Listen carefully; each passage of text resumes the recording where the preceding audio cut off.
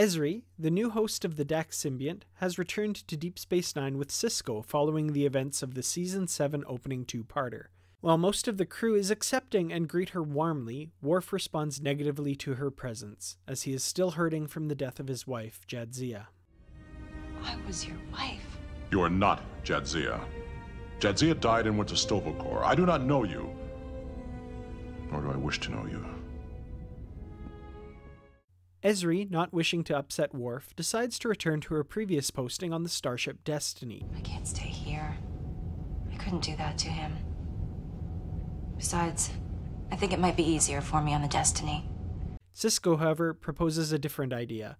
Ezri could remain on DS9 as a counselor, with Garrick as her first assignment.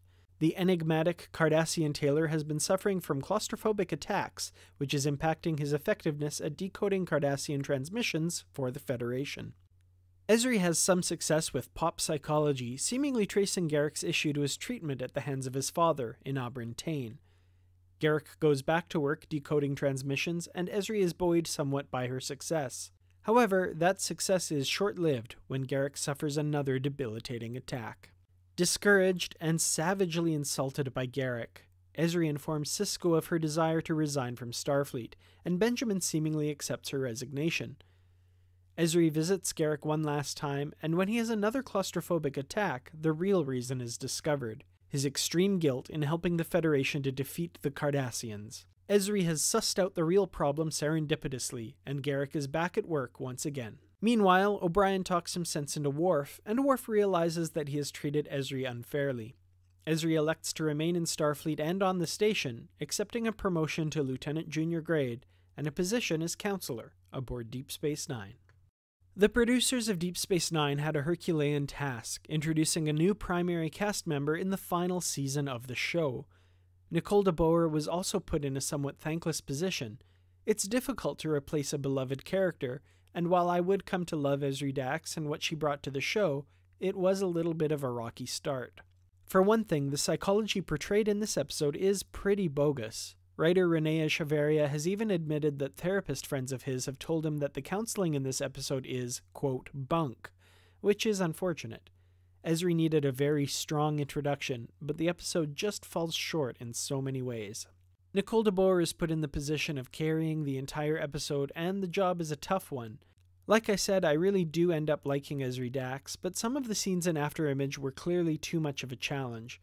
In one particularly difficult scene, we do learn that DeBoer isn't exactly the best at crying realistically on screen.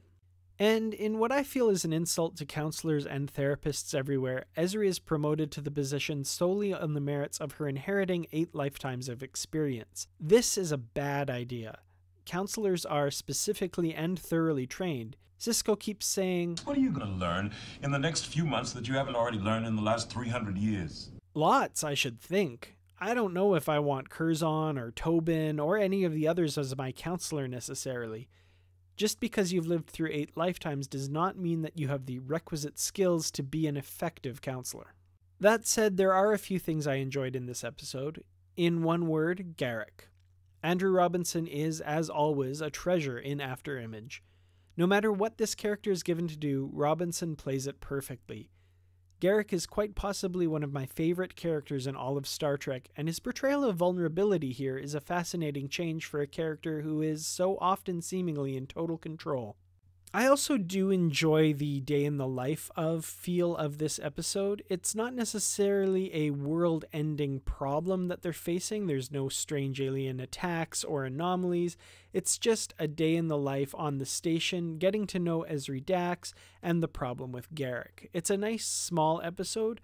It's generally a good introduction to Dax, even though it does fall short in the ways that I mentioned earlier. Where's Counselor Telnori from Season 4's Hard Time? Remember, he is the counselor who helped O'Brien through his PTSD after having been given the memories of a decades-long incarceration, albeit from off-screen. Now's the part where you tell me I have to start seeing Counselor Telnori again. Unless you want to talk to me. Telnori will be fine. In Afterimage, Sisko says they don't have a counselor.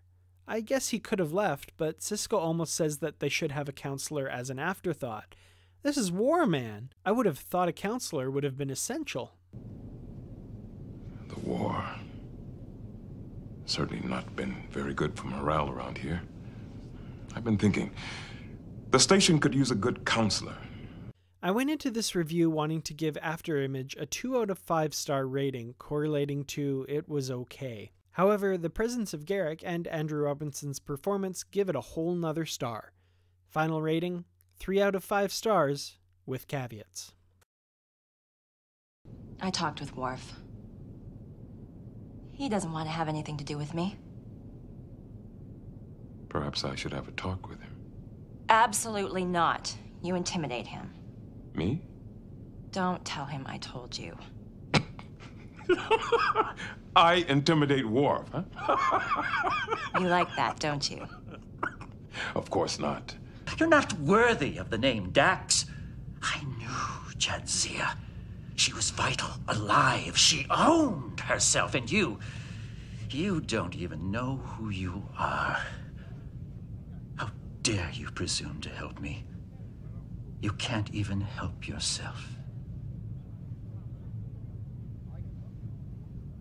Now get out of here before I say something unkind.